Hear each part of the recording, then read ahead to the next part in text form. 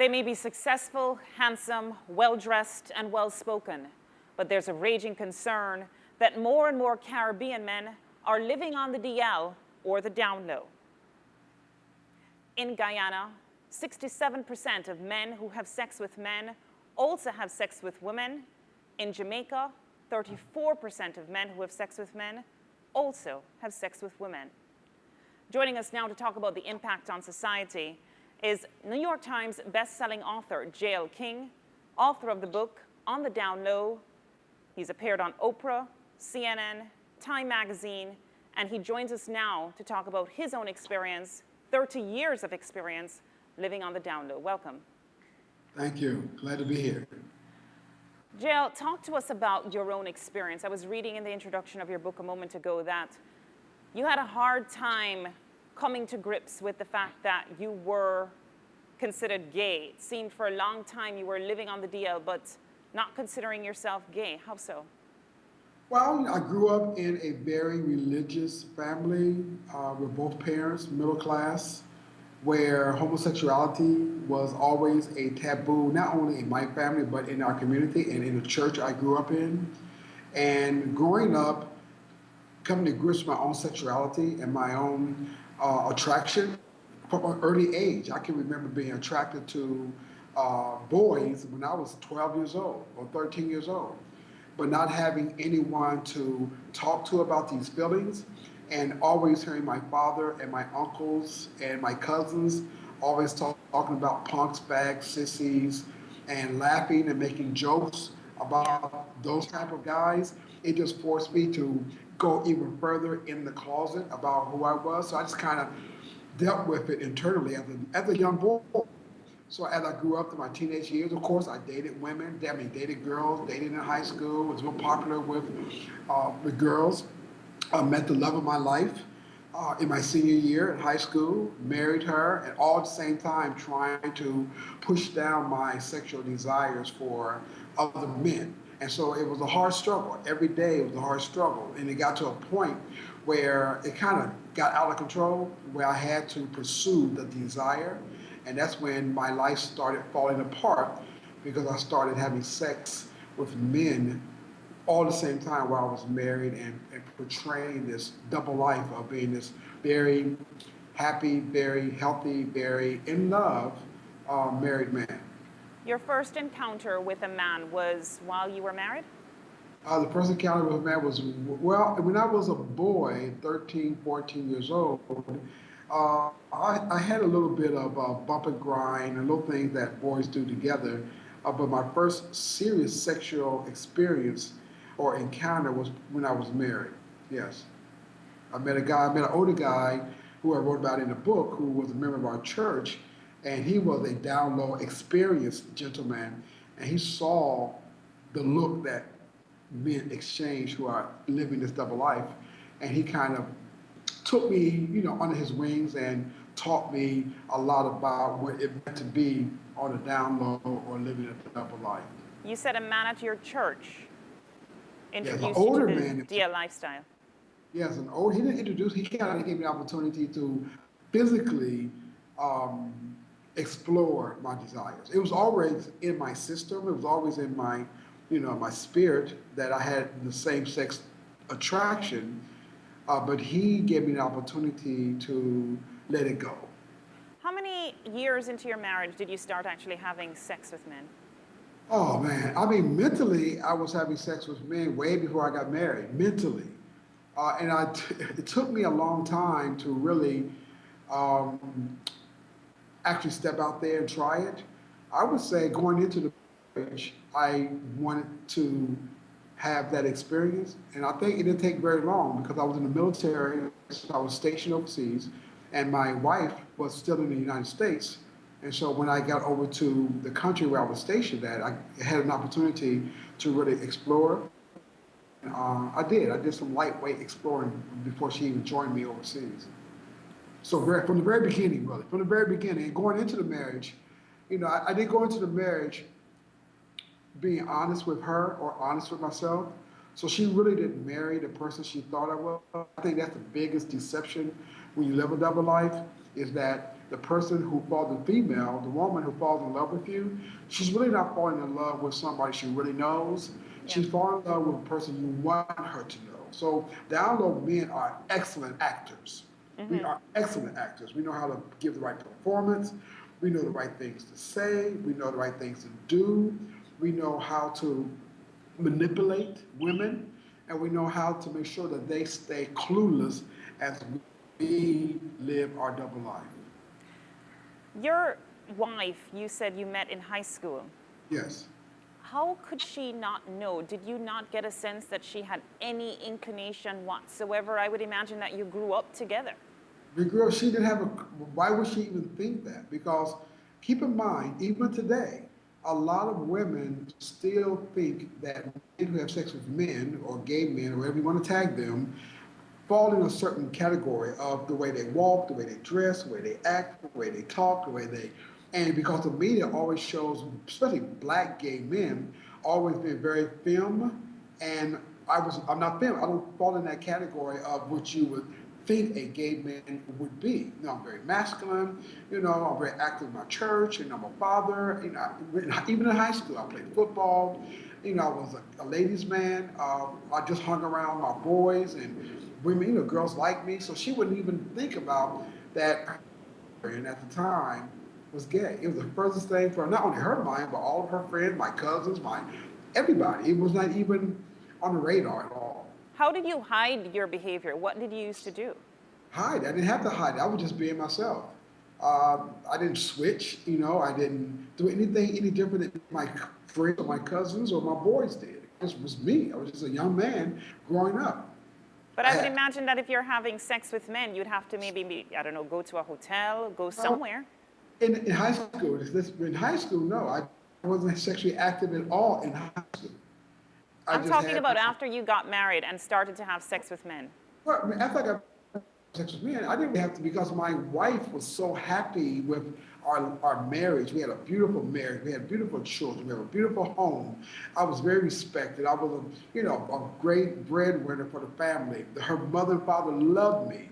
You know, her brothers loved me. I didn't do anything different. I made sure that my tracks were always covered.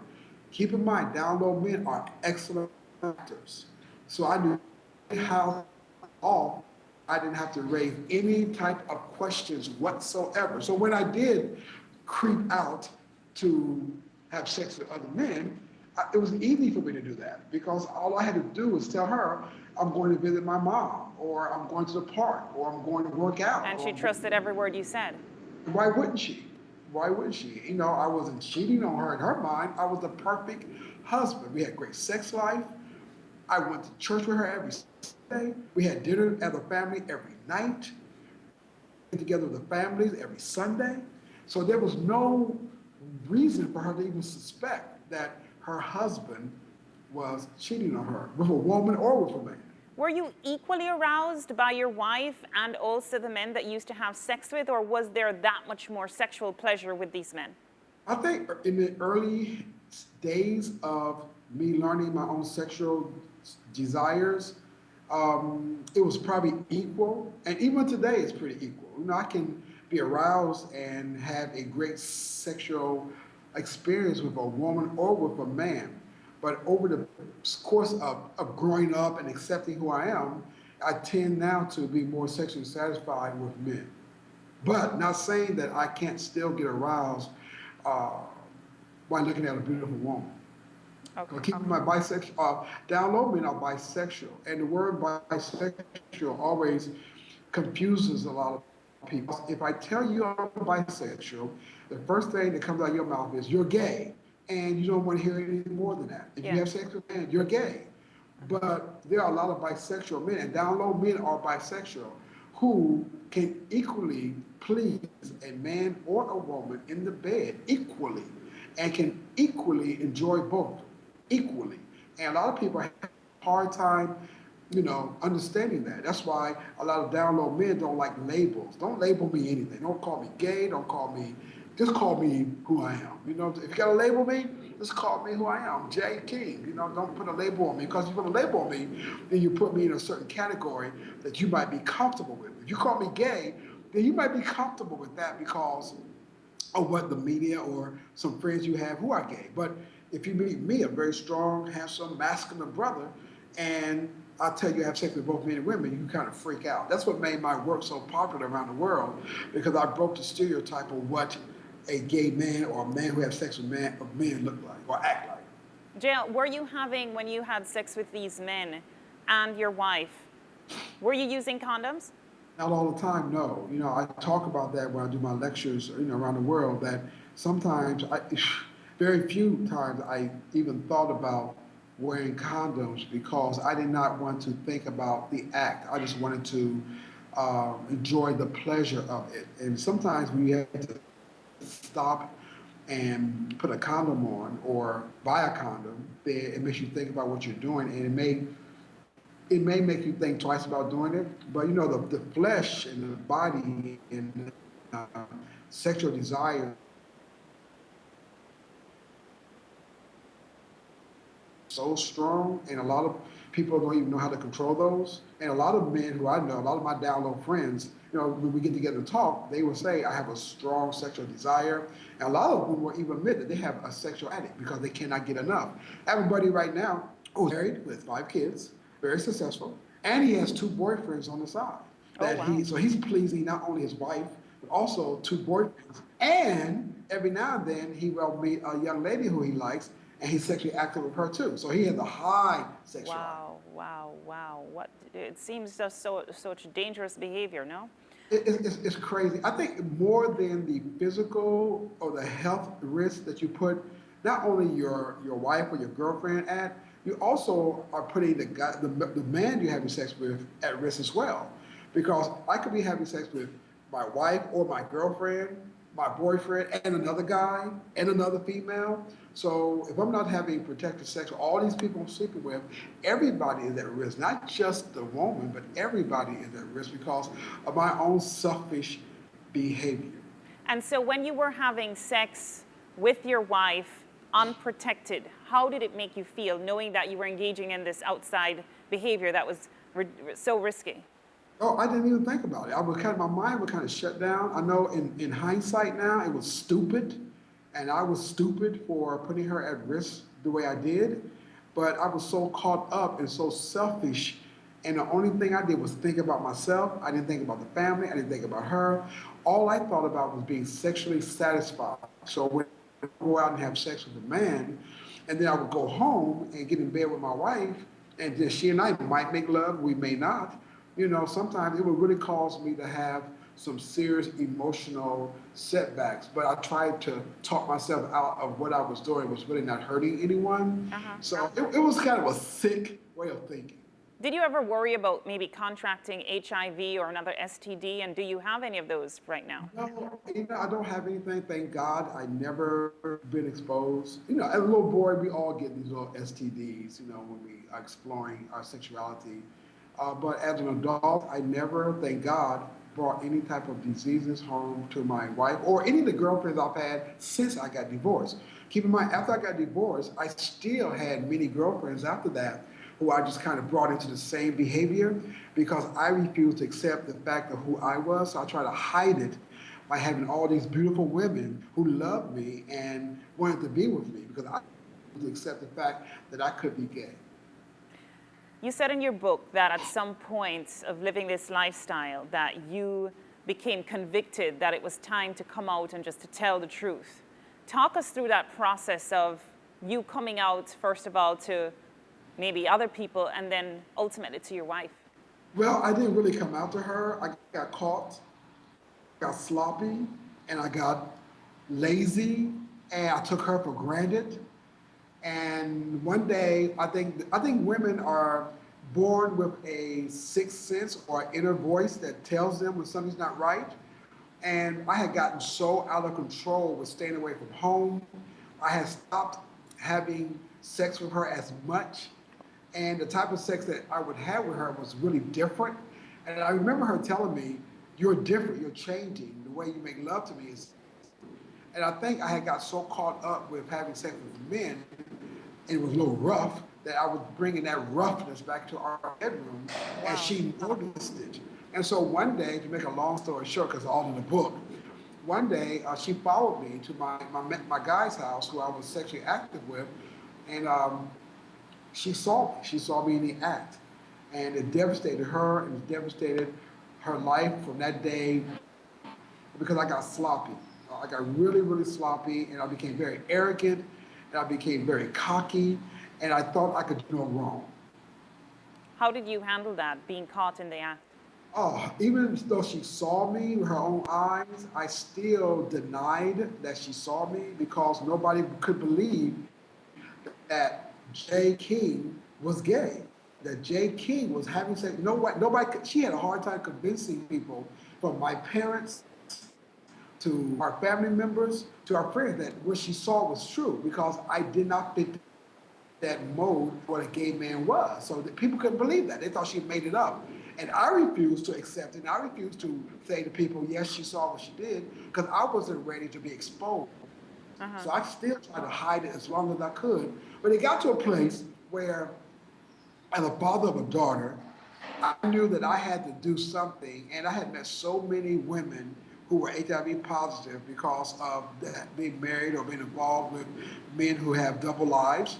I had been to so many funerals, both my friends and their wives and girlfriends who had died from AIDS way back in the day before, the medicine that's in place right now.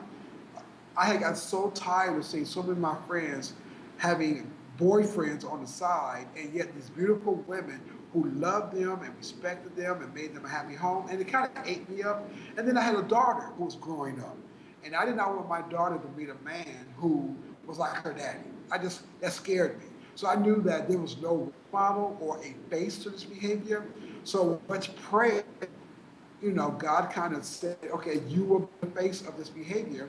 And I stepped forward, wrote the book, and became the face behind this download movement.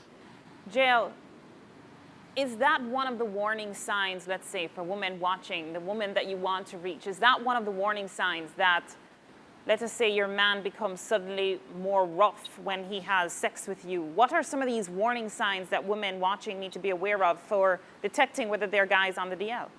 It's, put together a DVD, because I get asked that question a million times all over the world. And I've been since 2000, almost 2000.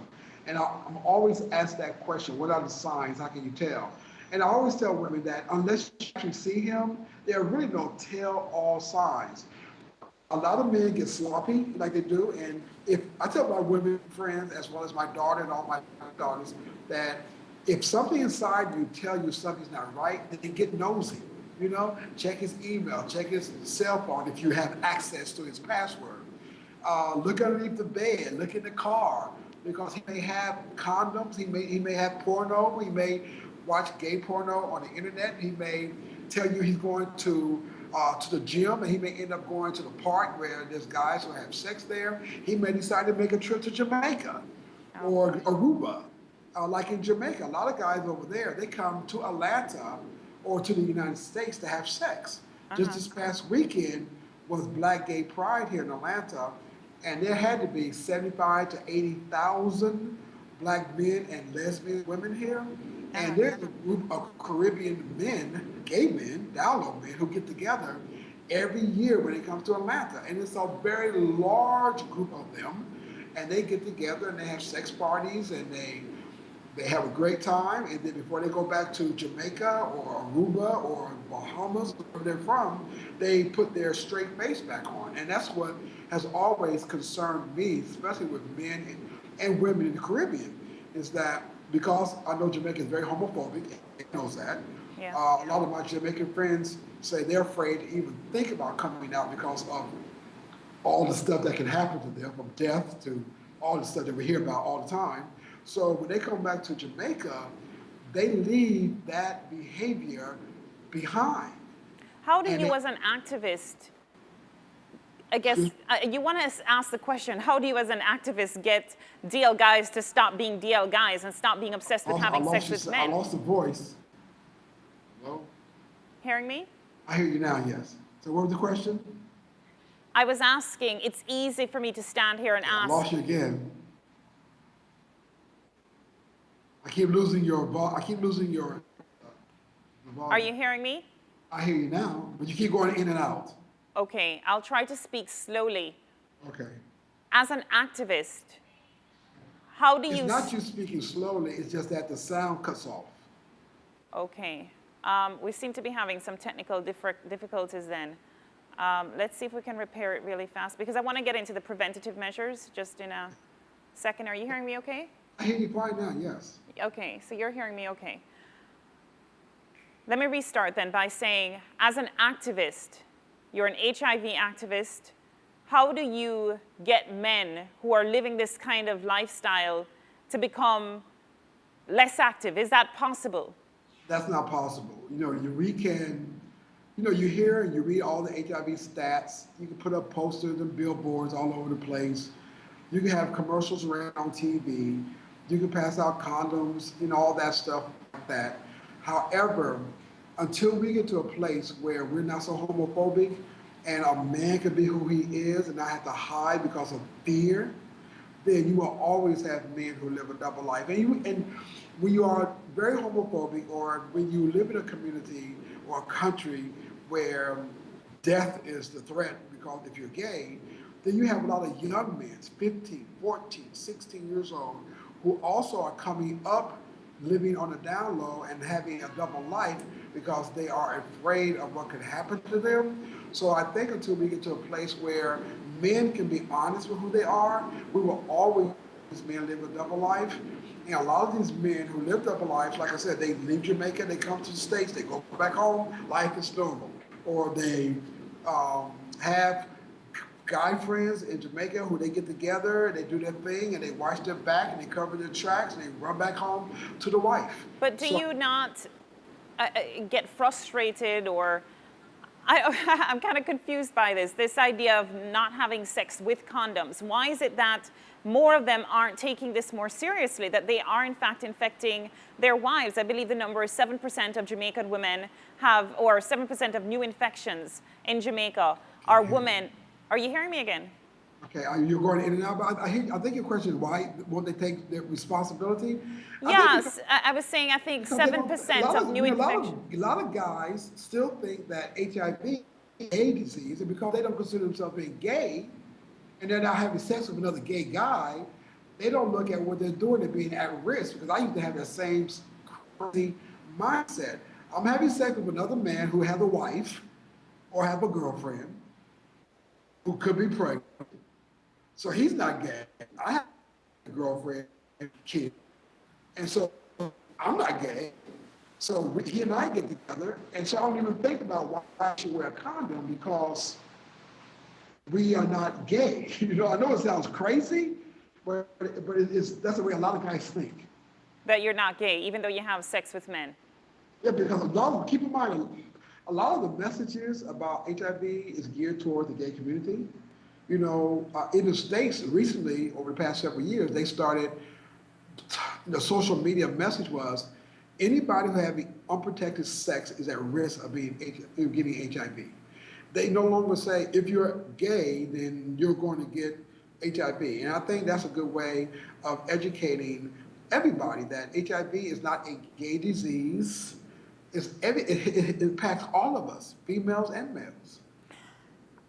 Speaking to that point, anal sex, one of the misconceptions is that it's anal sex among men that spreads the disease, and it's not. It's anal sex, period, regardless of whether you're heterosexual or homosexual. Why don't you pick it up from there? I think that because whenever you have any type of at-risk sexual behavior, especially anal sex, when you're penetrating a very tight space, and the penis has a lot of very, very, very micro, small tears in the head of the penis. And if I have unprotected sex with anybody who's, with anal sex, and they got your body fluids there, and they're HIV positive, and they don't know they're positive, and yes, I'm going inside of them with no protection. The fluids, the body fluids, can get into my system. I tell a lot of young men, particularly when I try to get them to understand the importance of wearing condoms, that all it takes is a very small, tiny, tiny opening in your penis, for the virus to get inside your system. You know, so I always tell young ladies that make sure before they have sex with a man that they take a look at the penis. Sometimes a lot of young women or women period, they don't take the time to have a conversation, they don't have the time to look at the penis, and they never take time to really have that kind of candid conversation about your status. Have you been tested? Have you had any STDs? JL, who is going to do that? So you're in the thick of things and then you're going to look at the penis to inspect? I think so. I think because a lot of, you know, not only anal sex, but you have oral sex, and you have, and nowadays people are just really off the page for the type of sex they practice. You know, I can share some things with you that will really blow you away. But I think it goes with women. If you are a down low man, and I tell my down low friends, and when I get a chance to talk to down low men, that think about your daughter and encourage your sons to wear condoms. And if you're going to go out and have sex with men, and you don't plan on ever telling your wife or ever leaving her, then you need to practice first sex. Is your message being heard? Well, that's hard to say because you talk about the whole world, but if you look at the numbers, they're still high. If you look at the numbers, they're still going up. If you look at the numbers that impact Caribbean and African Americans, they're not decreasing at all. I think that even though from Magic Johnson to CDC to health departments to everybody who for over 25 years now, they've been talking about know your status and have safer sex, I don't think the messages are really sinking in because the numbers speak for themselves. And it's really hard to tell someone how to have sex. You know, I can go and listen to this show, watch and hear all the facts and all the stats, but it's really my choice if I really want to wear a condom. And a lot of men don't like, I don't like condoms. Even this very day, I still don't like condoms. But I wear them when I do have sex. I don't like them, and I'm not going to sit here and tell you I love them and I look forward to them all, because I really don't. Because I'm more sexually responsible now, and I have a responsibility to follow my own message. I always tell men and women to always strap it up because HIV, there's no cure for it. If you ever met someone who is HIV positive and look at all the pills that they take and how it impacts their health, if you have been to any funerals, as I have been, from people who died of AIDS, it will make you want to wear a condom. Okay, and just for my own reference, right now, you always strap it on. I don't always, but I try to. Sometimes that's why drugs and alcohol is a bad mix with sex, because if I go out to a club tonight and I have a couple of drinks and I see someone I want to have sex with, or the attraction is there, sometimes we may not think with a clear head, and we may enter a relationship without a condom. Or if I don't leave my house or my hotel with a condom on me and the guy... JL? Yes. Okay.